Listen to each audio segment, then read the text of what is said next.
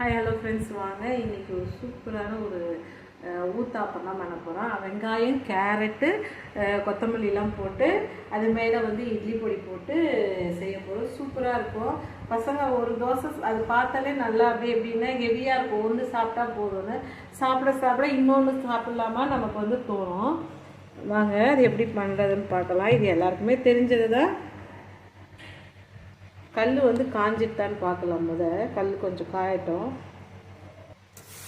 தண்ணி தெளிச்சிக்கலாம், ஊற்றிக்கலாம். நல்ல மாவு வந்து கட்டியாக இருக்குது. கொஞ்சம் சின்னதாக அழகாக ஊற்றி கொடுத்தோன்னா பசங்களுக்கு ரொம்ப பிடிக்கும். கொஞ்சம் இப்போது இதில் வந்து நம்ம இங்கே கட் பண்ணி வச்சுருக்கேன். நான் அந்த மாவுலேயே வந்து அந்த கேரட்டு, அந்த ஆனியனு, கொத்தமல்லி இதெல்லாம் கட் பண்ணி ஒன்றா கலந்து வச்சுருக்கேன்.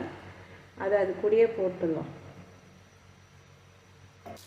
பசங்களுக்கோசரம் எண்ணெய் ஊற்றுறது, நமக்குன்னும் போது கொஞ்சமாக ஊற்றிக்கலாம். இப்போ வந்து அந்த மாவு கூட இதெல்லாம் நல்லா வந்து உள்ளே போயிடும். இல்லைன்னா மூடி போட்டு மேலே மூடி போட்டுட்டு வைக்கலாம். இல்லைன்னா திருப்பி வேணும்னா திருப்பி போடலாம். நான் வந்து திருப்பி தான் போட போகிறேன், மூடி போட போகிறதில்ல. திருப்பி போட்டுடலாம். திருப்பி போட்டுட்டு இந்த டைமில் கொஞ்சமாக இட்லி பொடி, பெப்பர் கூட போடலாம். பாருங்கள், சூப்பராக இருக்குது. இதுமாரி இன்னும் ஒரு 2 சுட்டு காமிச்சிடுறேன். ஃப்ரெண்ட்ஸ் வாங்க, தோசை சுட்டுட்டேன். நல்ல ஒரு 3 தோசை சூப்பராக இருக்குது பாருங்கள். இது நம்ம ஹோட்டலுக்கு போனோம்னா நமக்கு வந்து இதை வந்து இப்போ எனக்கு தெரியாது, நம்ம ஊரில் இந்தியாவில் தோசை ரேட்டு எவ்வளோன்னு எனக்கு தெரியாது, இப்போ எவ்வளோன்னு நமக்கு தெரியாது. அதனால் இது போனோம்னா மினிமம் ஒரு 150 இருக்குங்களா. நம்ம வீட்டிலே சூப்பராக செஞ்சு பசங்களுக்கு ஹெல்த்தியாக கொடுத்தோம்னா சூப்பராக இருக்கும்.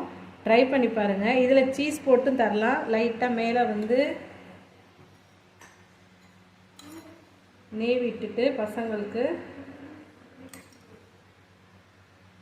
நல்லா டேஸ்ட்டாக இருக்கும். இதே ஒன்று பெருசு, இது சாப்பிட ஒன்று போதுமாக இருக்கும். ஆனால் வந்து சாப்பிட்ட பிறகு நமக்கு இன்னொன்று சாப்பிட்ணுன்னு தோணும். இது பாருங்கள், இவ்வளோ சூப்பராக சாஃப்டாக இருக்குது. இட்லி மாவு தான் இது, வேறு எதுவும் தோசை மாவுலாம் கிடையாது. இட்லிக்கு அரைச்ச மாவில் தான் பண்ணது. வீடியோ பிடிச்சிருந்ததுன்னா லைக் பண்ணுங்கள், சப்ஸ்கிரைப் பண்ணுங்கள். Okay, bye friends.